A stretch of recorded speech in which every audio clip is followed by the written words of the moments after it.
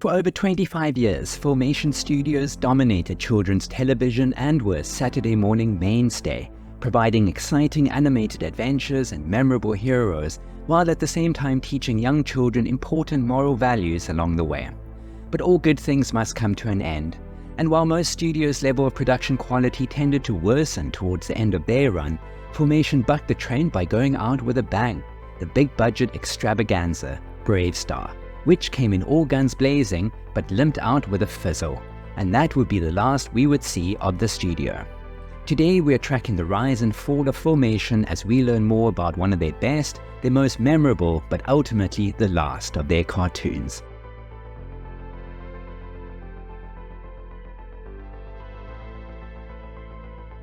Filmation Associates was an American production company that produced animation and live-action programming for television from 1963 until 1989. Located in Reseda, California, the animation studio was founded in 1962 by Filmation's principal producers Lo Scheimer, Hal Sutherland, and Norm Prescott. Because the studio was working on both film and animation, the two together yielded the portmanteau Filmation. At first, the studio produced commercials and documentaries until 1965, when Filmation got their big break after they were approached by DC Comics to do a Superman cartoon, and unveiled its first Saturday morning cartoon series, entitled The New Adventures of Superman. The Superman series was an instant hit, and Filmation followed it up with several other DC superheroes, including Aquaman, Batman, and Flash Gordon. And in 1968, The Archie Show debuted and was a phenomenal success. This string of successes greatly helped Filmation's popularity to increase into the 1970s, when it continued to produce new animated series, such as the critically acclaimed Fat Albert and the Cosby Kids, and the Emmy Award-winning Star Trek The Animated Series, as well as a made-for-television Flash Gordon feature film which was spun off into the animated series The New Adventures of Flash Gordon. Around this time, Filmation started to dominate the fantasy and adventure fields.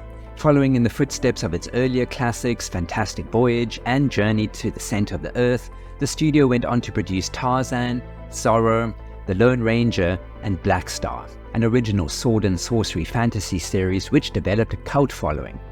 In 1983, the studio produced 65 episodes of He-Man and the Masters of the Universe, which became an overnight sensation, garnering phenomenal ratings while drawing praise for its non-violent stance and positive values.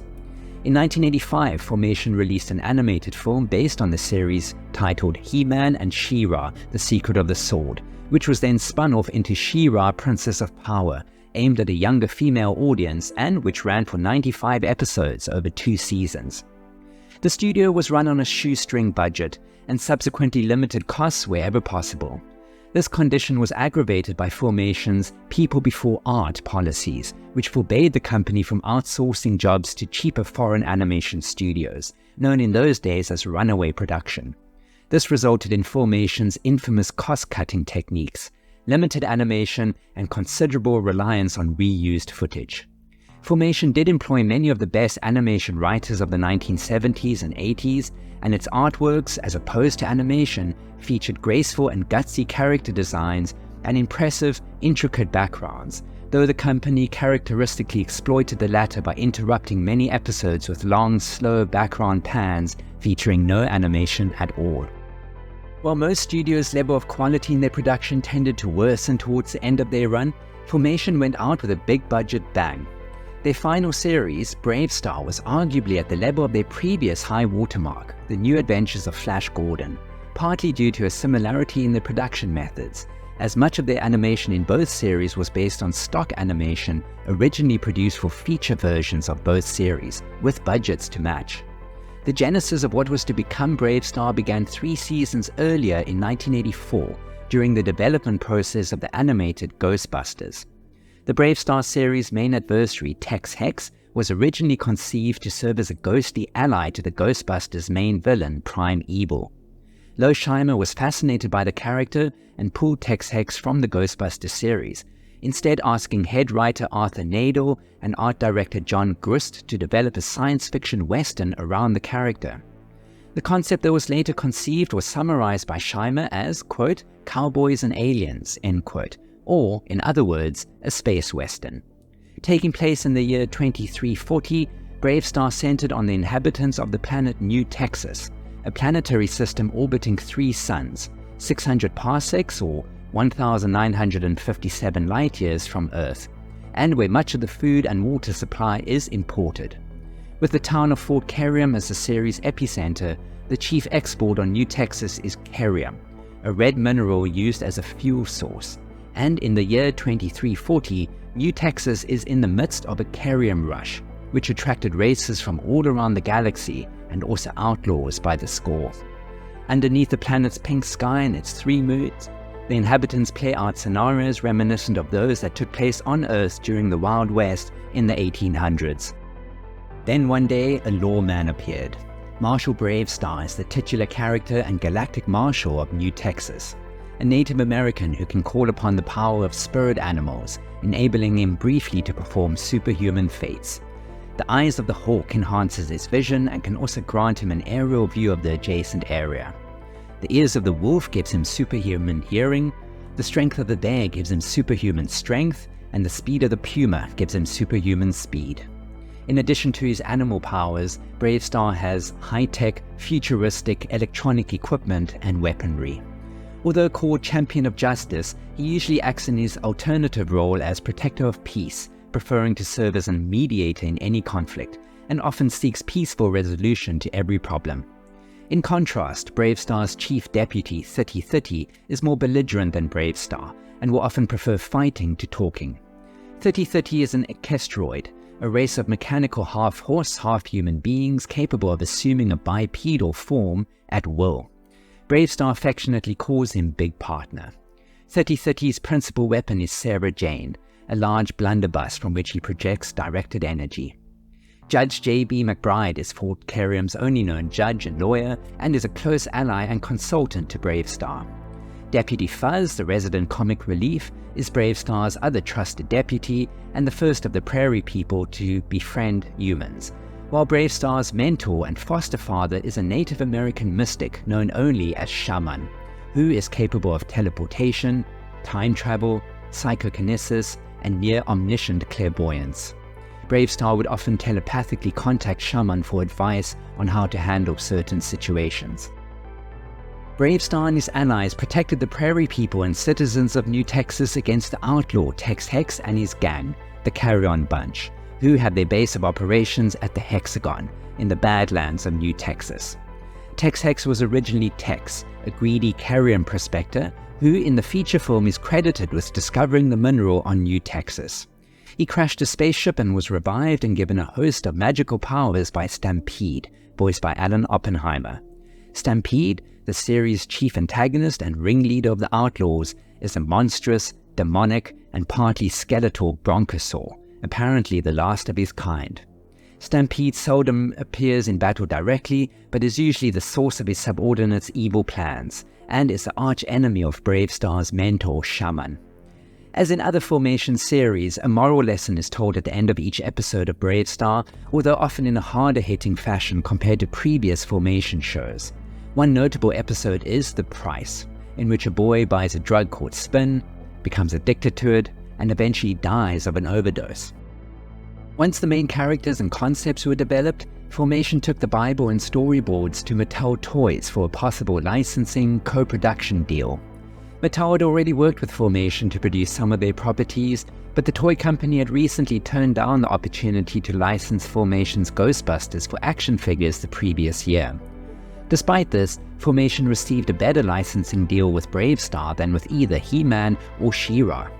Having bought Mattell the property, Filmation served as more creative partners on the deal, and considerable time was spent on the usual creative wrangling over minor points, like the color of Bravestarr's costume, as well as major points, such as Mattell opting to tone down Bravestarr's Native American ancestry. The Bravestarr toys made their debut around Christmas of 1986, 9 months before the animated series made its debut.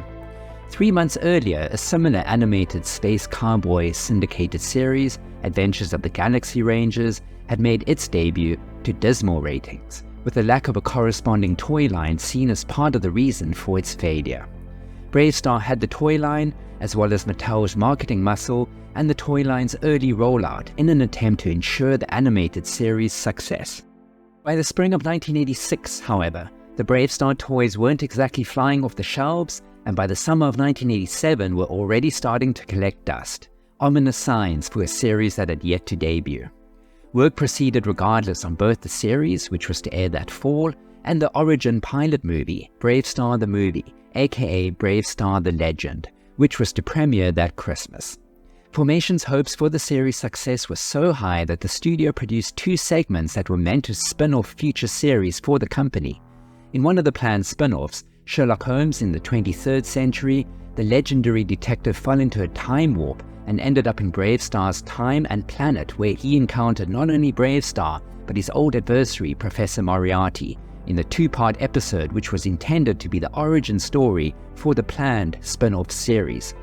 Pat Fraley, who also voiced Bravestarr, voiced Sherlock Holmes and would have continued to voice him. Another planned spin-off was Bravo, which would have starred the impish Prairie People, relatives of Bravestarr characters Scuzz and Fuzz, and would have focused on their comical misadventures. Other Bravestarr merchandise made their way into the market, including Viewmaster reels, storybooks, and a comic book series, even a side-scroller video game. Despite the overall high production quality of the series, the failure of the toy line and the low ratings generated by the series itself were compounded by its high production costs due to Losheimer's insistence on keeping all production in the US rather than shipping the majority overseas. The series resigned to a lingering over-the-air doom during the 1987 to 1988 season. The release of Bravestarr the Movie was pushed back to March 1988 and shared the same fate as the TV show, receiving positive reviews from critics but failing at the box office. The end of Filmation came in 1989 when Filmation's parent company, Westinghouse, sold Filmation to Paravision International, a consortium led by cosmetics giant L'Oreal. The new owners had no plans to continue producing new programming and were only ever interested in Filmation's film library. Filmation Studios was closed down immediately, and L'Oreal pulled the plug on the planned spin-offs. Filmation's final release was the feature film Happily Ever After, a sequel to the story of Snow White, but unrelated to Filmation's 1980 TV special A Snow White Christmas. Produced from 1986 to 1988, Happily Ever After was released to theaters 5 years later in 1993 and received a poor financial and critical reception. Bravestarr was one of my favorite cartoons growing up in the late 1980s, and rewatching it recently reminded me of just how good it was. It's sad to learn the reasons for its fate and to speculate what might have been, and also what Filmation may have gone on to produce in the 1990s. But on the plus side, we're left with 65 quality episodes of Bravestarr plus a feature-length movie. For those of you who haven't yet watched Bravestarr the movie, I couldn't recommend it highly enough to fans of the series, plus it would be an ideal place to start for those who haven't watched the series. Bravestarr the Legend contains origin stories for all the major characters, as well as the original stock footage on which the series was based. Let me know in the comments if you haven't seen it, and also where you think Bravestarr ranks among cartoons of the 1980s. Thanks for hanging out with me today, I always appreciate your time. For more videos like this, please subscribe to my channel and hit the bell notification so you never miss an upload. I'll be back again with more cartoon history, and don't forget to send me any requests for topics you'd like me to cover. Stay safe, stay tuned, and see you again next week.